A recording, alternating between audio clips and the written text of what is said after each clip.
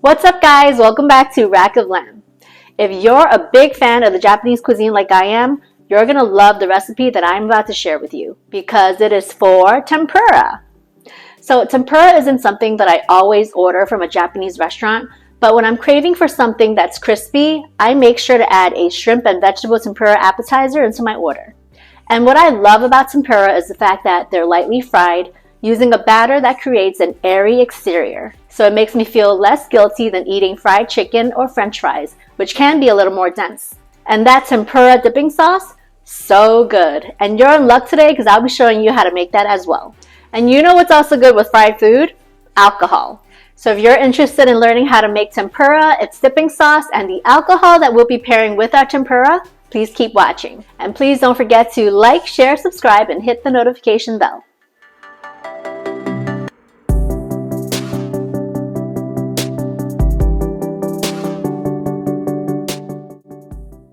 To make the tempura dipping sauce, combine 3/4 teaspoon hondashi powder, 1 teaspoon sugar, and 3/4 cup water.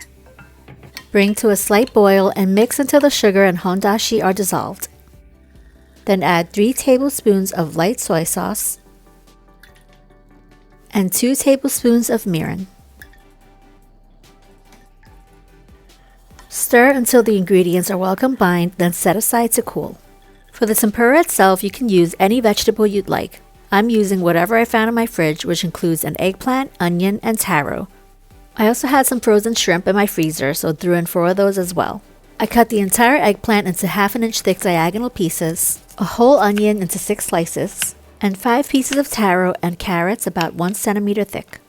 Since water prevents the batter from sticking, I patted the vegetables dry with some paper towels. Now onto the shrimp. Remove the veins and the shell from each shrimp, leaving just the tail. To prevent the shrimp from curling during the deep frying process, we're going to straighten it out by cutting some slits on the belly and gently pressing it down on a cutting board and cutting more slits on the backside. Likewise, I want the shrimp as dry as possible, so we'll be pressing them against some paper towels.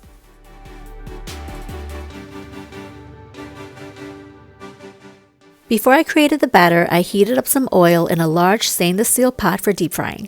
I wanted about 2 inches high, but unfortunately ran out of oil, so made do with what I've got. While the oil was heating up, I quickly combined some water with ice cubes. Using ice cold water is key to crispy tempura as it slows gluten development and prevents the batter from absorbing too much oil. In a separate mixing bowl, I combined 1 cup of all-purpose flour with a beaten egg straight out of the fridge and still cold. Now add 1 cup of the ice-cold water. Then mix the batter briefly, being careful not to overmix. Contrary to what you may have expected, you should leave lumps in tempura batter to allow for crispy results. Now let's set up our station to have the batter, a small bowl of all-purpose flour, the sliced veggies and shrimp next to our hot oil. Please note that the right temperature to fry tempura is about 350 degrees Fahrenheit. To ensure that our ingredients are dry, I like to dredge them in flour before I coat them in the batter. Shake off any excess, then immediately into the oil they go, one at a time. Be sure not to overcrowd your frying vessel with too many ingredients, as the batters may begin to stick together. Fry each ingredient until they are slightly golden brown or when they are fully cooked. Times may vary depending on the ingredient and its thickness and density. For instance, root vegetables like taro may take a bit longer, about 4 to 5 minutes more or less, whereas the eggplant may take only 2 to 3 minutes. Turn the ingredients periodically to ensure they cook evenly and adjust the heat if necessary to maintain a consistent frying temperature. You may also want to remove any byproducts from the batter to avoid them from burning.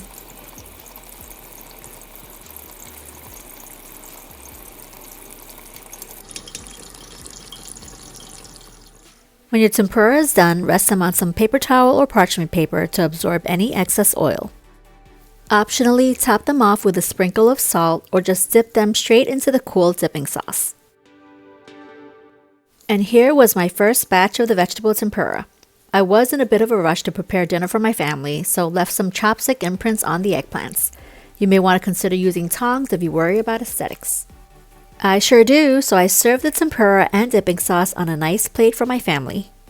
Serve them right away so your loved ones can enjoy the tempura while still hot and crispy.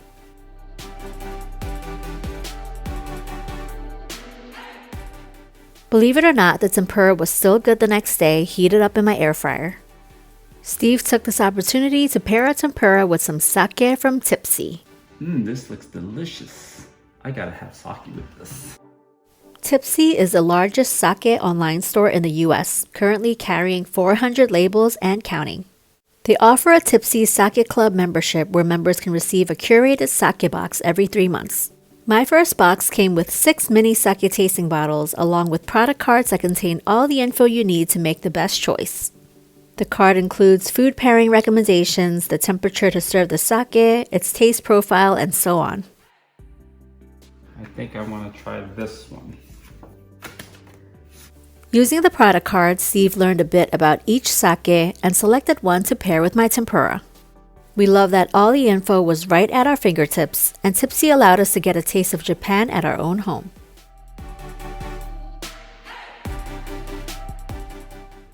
Very smooth and fruity.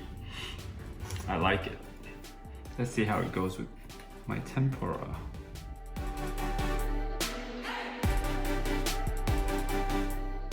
This is really good. What's also good is the website and platform itself, where you can learn and check out TIPPSY's sake collection. Turns out my first sake box came from 6 different Japanese cities. And what better way to enjoy the bottles than to share some with our loved ones? We also saved a few to pair with some sushi and sashimi. If you're interested in sake from TIPPSY or their membership program, check out TIPPSYSake.com. For 10% off their products, use coupon code rackoflam. And if you enjoyed my tempura recipe, please share and leave me a comment below. Thanks for watching.